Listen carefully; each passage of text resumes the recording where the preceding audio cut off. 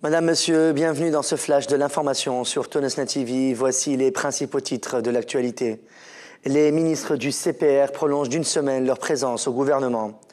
À Tataouine, arrestation d'une bande spécialisée dans le cambriolage de maisons. Un arrangement en vue après la grève des agents de la Société des services bancaires. Le bureau exécutif du parti Ennahda s'oppose officiellement à la décision de Hamad Ijbeli. Et à l'étranger, le pape Benoît XVI annonce sa démission dès le 28 février 2013.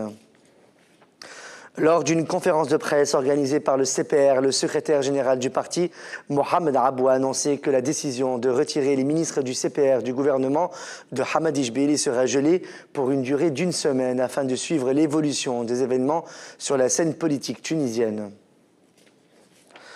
Les unités de la garde nationale de Tataouine ont réussi à arrêter une bande spécialisée dans le cambriolage de maisons à la délégation de Romrasen. Selon notre correspondant sur place, la bande est constituée de 4 malfrats, dont 3 ont été arrêtés alors que le 4e a pris la fuite. Cette bande a sévi pendant plusieurs mois avant d'être découverte suite à une bourde de l'un de ses membres qui a mal choisi son client, un joaillier de la région, qui les a tout de suite dénoncés. Après l'interrogatoire, les malfrats ont indiqué le lieu où ils cachaient les objets volés qui ont été restitués à leurs propriétaires. Une source sécuritaire a indiqué que 10 individus ont été arrêtés dimanche dans la ville de Sfax par les unités de la police judiciaire dans le cadre d'une campagne sécuritaire élargie. Des armes blanches, des couteaux, des haches, du gaz paralysant, de la drogue, des cocktails Molotov et une quantité d'objets volés, écrans plasma, ordinateurs, vêtements ont également été saisis, précise la même source.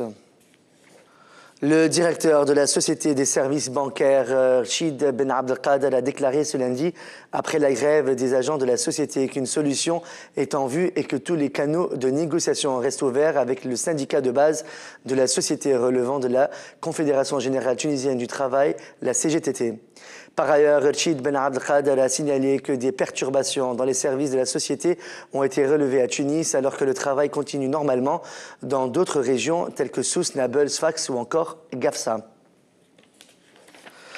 Les unités sécuritaires relevant du district de police de Nabeul ont arrêté ce lundi 11 février à l'aube un groupe de jeunes ayant dérobé 11 000 pilules de Parkisol stockées dans un dépôt à l'hôpital régional de Nabeul.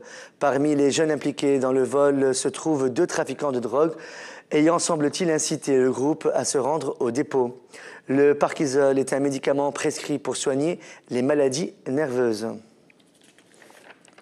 Le président du conseil de la Choura du mouvement Ennahda, Fathi Aïedi, a indiqué ce lundi 11 février que le bureau exécutif du parti rejette officiellement l'initiative du chef du gouvernement provisoire et secrétaire général d'Ennahda, Hamad Ijbeli, qui a annoncé mercredi dernier son intention de former un gouvernement de compétence nationale. Fathi Aïedi a également annoncé que le mouvement Ennahda réitérera sa confiance en Hamad Ijbeli pour diriger le gouvernement si jamais il démissionne. Jean-Luc Mélenchon, leader du Front de gauche en France, qui regroupe 9 partis politiques de la gauche radicale, a entamé ce dimanche sa visite en Tunisie en se rendant au cimetière du Jalez où il a visité la tombe du secrétaire général du Parti des Patriotes démocrates unifiés, Chokri Blaïd. À l'international, le porte-parole du Vatican a annoncé ce lundi que le pape Benoît XVI annoncera sa démission dès le 28 février 2013, selon l'agence de presse italienne ANSA, sans donner plus de précisions. Une tempête de neige meurtrière est survenue dans le nord-est des États-Unis, provoquant la mort de 4 personnes. Plus de 650 000 foyers sont privés d'électricité. La tempête de neige a entraîné l'annulation de 2200 vols et la fermeture des aéroports de New York et Boston, de même pour les écoles. Selon les services météorologiques, le blizzard qui souffle des Grands Lacs vers la côte atlantique a enseveli plusieurs États sous 90 cm de neige. C'est la fin de ce flash de l'actualité sur Tonosna TV. Merci de votre fidélité. Excellente fin de soirée sur notre chaîne. À demain.